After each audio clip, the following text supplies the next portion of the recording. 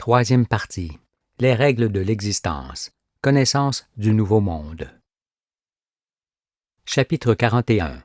Les éléments de la création. Après avoir exploré l'univers, nous avons pu étudier la Terre que nous connaissons bien désormais, car notre cheminement au sein de l'activité de la matière nous a mis en contact avec le réel. Nous avons ainsi observé l'essentiel des éléments qui constituent les mondes de l'univers. Et après avoir défini les ères terrestres, nous nous sommes rapprochés le plus possible de la naissance originelle des hommes. Nous avons vu que le principe d'existence, qui est l'apport et la dépense de la force qui crée et renouvelle, oblige que l'humanité soit composée d'autant d'hommes que de femmes. Nous savons aussi qu'il faut l'eau et son cycle, qui ne peut se faire qu'à la bonne distance du Soleil, et que l'activité électromagnétique est aussi la force unique qui apporte d'en haut les informations de tout ce qui existe dans l'univers, formant le souffle de Dieu.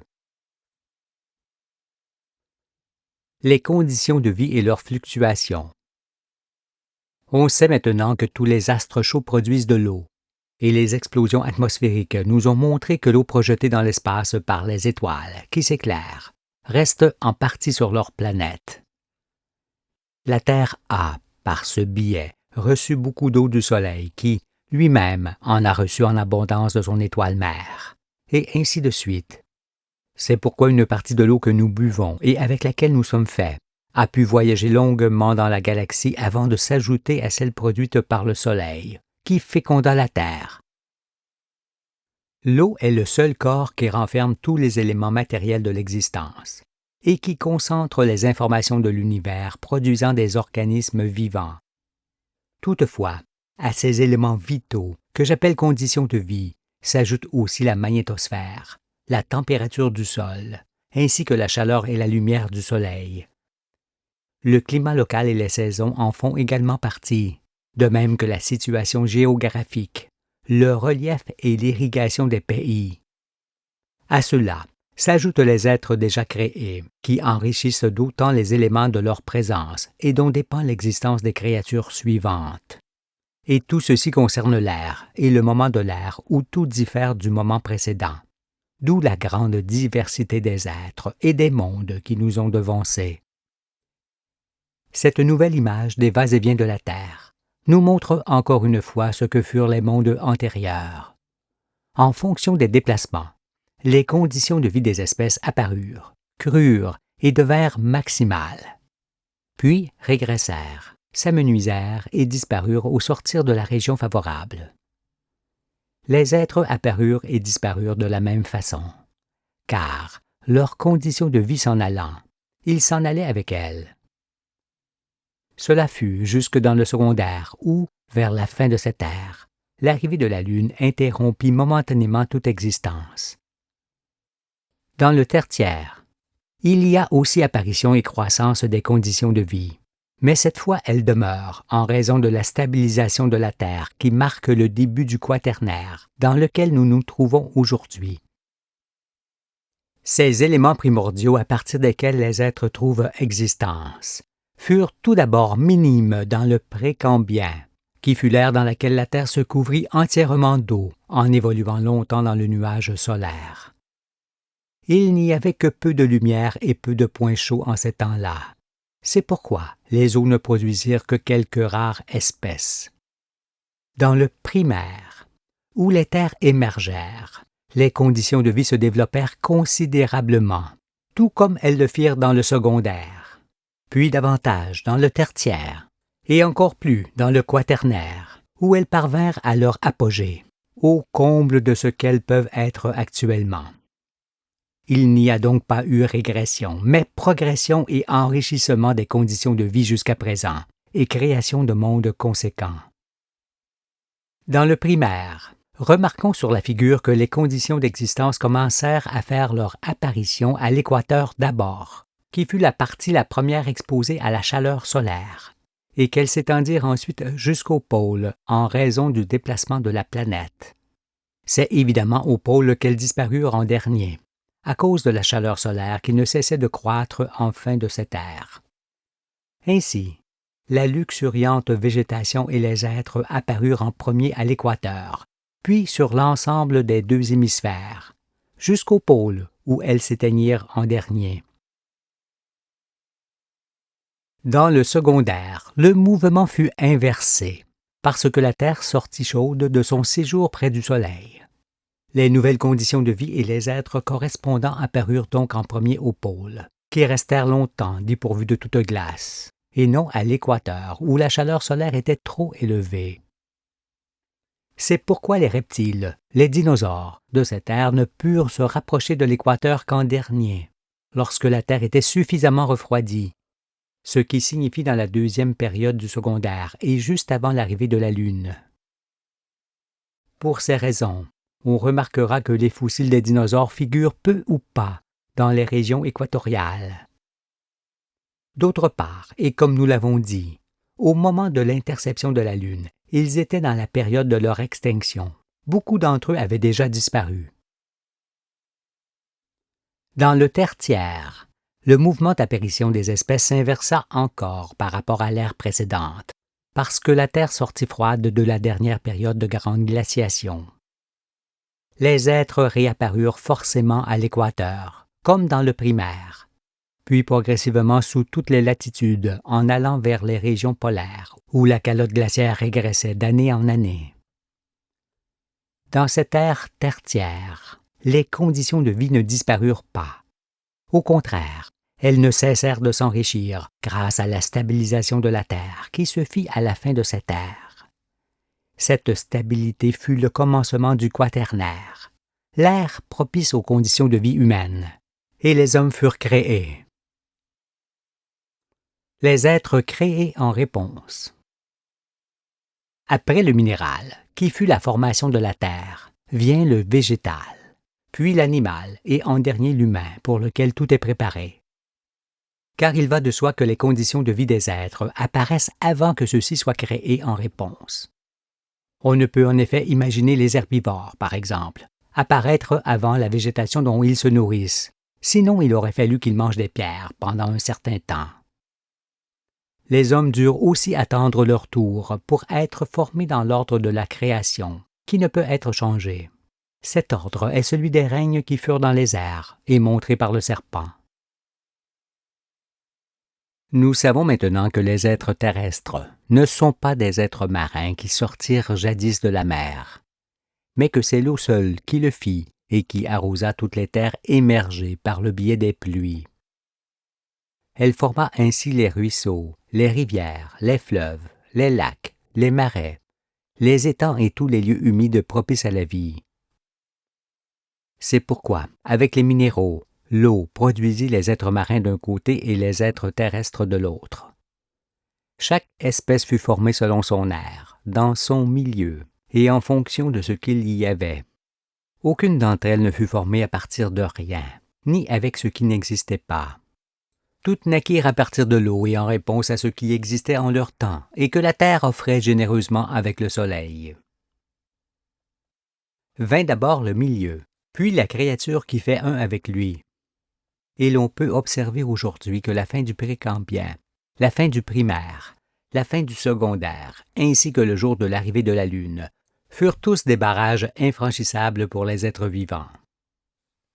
C'est pourquoi ces obstacles mettent en évidence le fait que les animaux marins restèrent dans leur milieu, qu'ils ne sortirent point de la mer pour aller sur la terre ferme en se transformant progressivement dans le temps, comme les savants des ténèbres le soutiennent avec leur théorie de l'évolution. D'ailleurs, pour que les animaux aquatiques et amphibiens soient sortis de la mer, n'aurait-il point fallu qu'ils eussent le désir de le faire? Pourquoi donc ces êtres auraient-ils eu le désir d'aller vivre à l'air libre, dans un milieu étranger qui leur était parfaitement hostile et pour lequel ils n'étaient point conçus? Peut-on imaginer qu'il en fût ainsi? Nul ne le peut.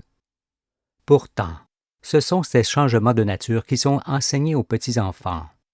Mais quand on ignore que ce sont les planètes qui activent et font briller les étoiles, et que la Terre a fait des va-et-vient par-devant le Soleil, on se cache et on se tait. On ne dit rien. L'eau apportée par le nuage solaire était forcément de l'eau douce. Cette eau s'est ensuite progressivement salée sur les dorsales pendant les 200 000 années d'éruptions volcaniques, de dissolution des corps minéraux et d'activité électromagnétique produisant des sels par électrolyse.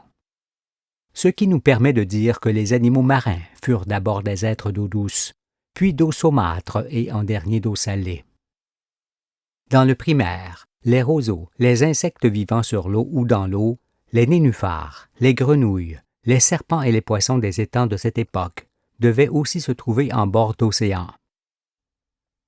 En observant les va-et-vient, on voit que la composition de l'atmosphère, le climat, les saisons, ainsi que la durée des années différaient tout au long d'une ère et d'une ère à l'autre. C'est pourquoi les créatures formées avec les ingrédients de ces temps-là portaient de grandes différences de taille.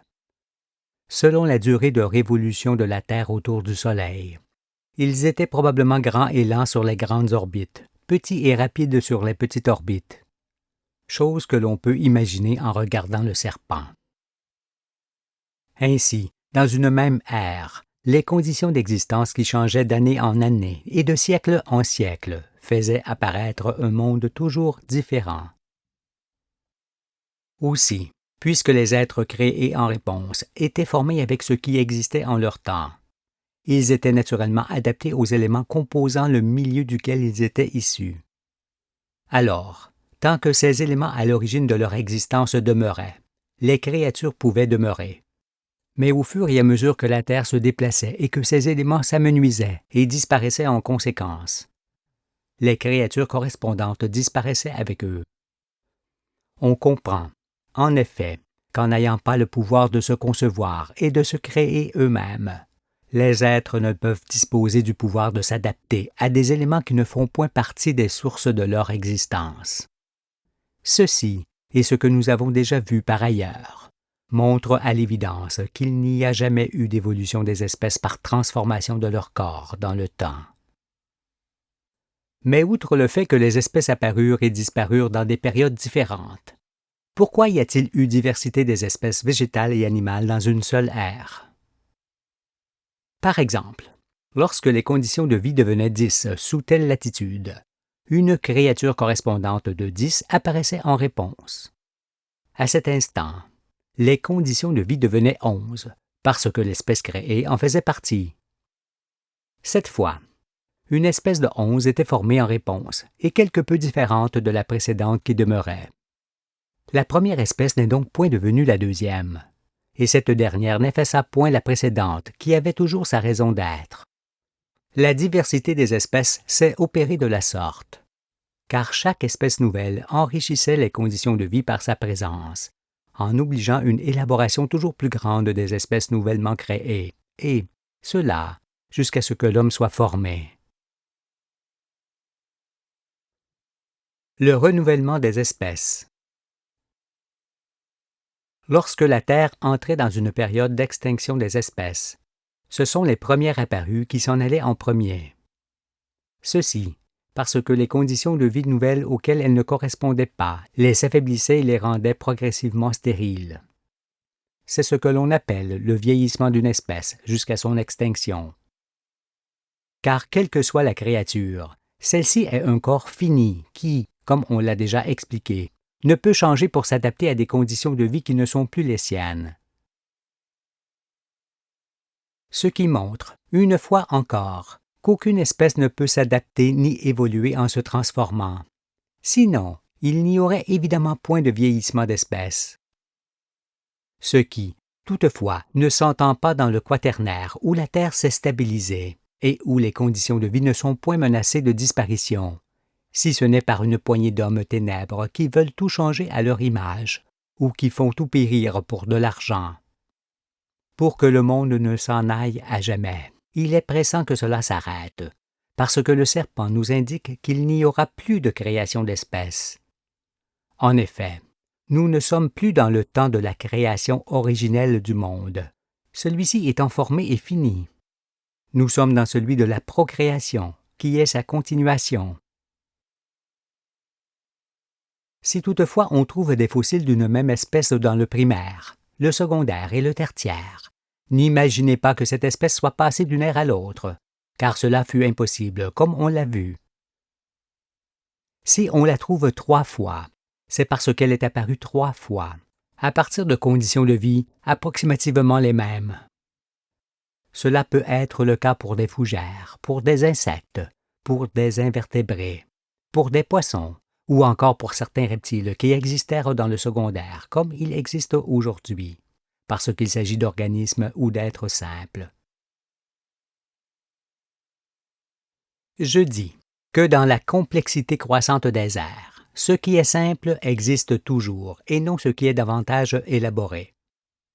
Pour bien saisir cela, imaginons que les conditions de vie aient été au maximum de 50 dans le précambien, de 100 dans le primaire, de 200 dans le secondaire, de 400 dans le tertiaire, et soient devenues 800 dans le quaternaire, en raison de leur enrichissement progressif. On remarque ainsi qu'un être de 10 peut trouver existence dans toutes les aires, car dans celle-ci se trouve toujours le chiffre 10. Ce qui ne peut se produire pour une créature de 200, car elle ne pouvait trouver existence dans le primaire où les conditions de vie n'excédaient point 100. Le métabolisme et la morphologie. En survolant les airs, nous voyons qu'au début du secondaire, toute l'eau était en atmosphère, et qu'il y eut ensuite un long temps de déluge qui ramena l'eau sur le sol brûlant.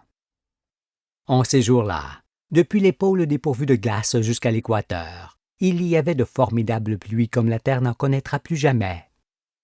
Ce qui entend des inondations, des torrents impétueux et la formation de grands lacs sur tous les continents, ainsi que tout ce qui est consécutif à de tels phénomènes. Puis, peu à peu, dans cette ère secondaire, notre planète entra dans la région du ciel qui permit à nouveau le cycle de l'eau nécessaire à la vie. Mais avec la grande chaleur du manteau acquise près du Soleil, que la pluie réduit un peu, les conditions favorables à l'existence commencèrent forcément à apparaître dans les étangs, les lacs, les marais et autres lieux humides, qui étaient les seuls endroits de l'ère secondaire qui offraient un peu de fraîcheur. Il ne faut alors point s'étonner que les premiers reptiles, les dinosaures, aient vu le jour en premier dans ces eaux, et qu'ils étaient dotés d'un long cou et d'une longue queue faisant balancier, pour pouvoir se nourrir des herbes aquatiques sans se noyer. Vinrent ensuite ceux qui pouvaient vivre sur le sec, parce que le climat s'était un peu amélioré.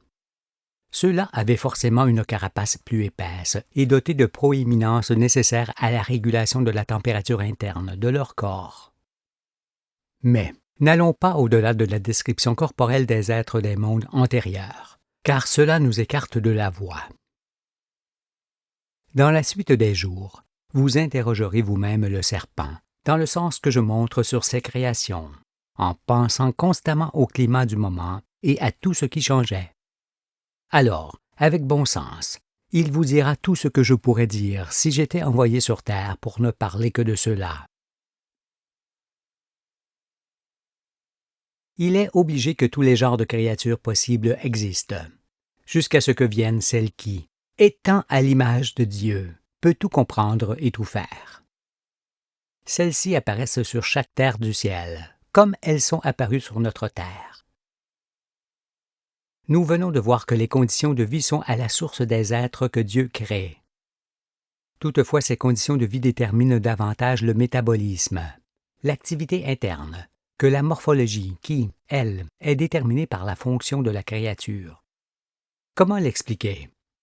Tout d'abord, on comprend que les végétaux sont formés les premiers avec leurs insectes et autres petits animaux qui les servent. Puis viennent les herbivores, les insectivores, les carnivores et les omnivores qui se nourrissent de tout. Il faut donc que ces créatures puissent, selon leurs besoins d'espèce, marcher, courir, bondir, voler, nager, ramper, se dissimuler et creuser. Car vivre consiste aussi à tirer profit du sol, de l'air, de l'eau et de leur espace, et d'échapper à tous les dangers. Si donc, pour subsister, un être déterminé a besoin de voler, de nager, de marcher, de gratter, de courir, ou encore de bondir, de ramper, de creuser, d'étourdir, de butiner, de se cacher, de s'éclairer ou de pratiquer le mimétisme. Il ne peut arriver dans le monde vivant sans avoir un organisme et une morphologie correspondant à ses aptitudes ou fonctions. Sinon, comment subsisterait-il?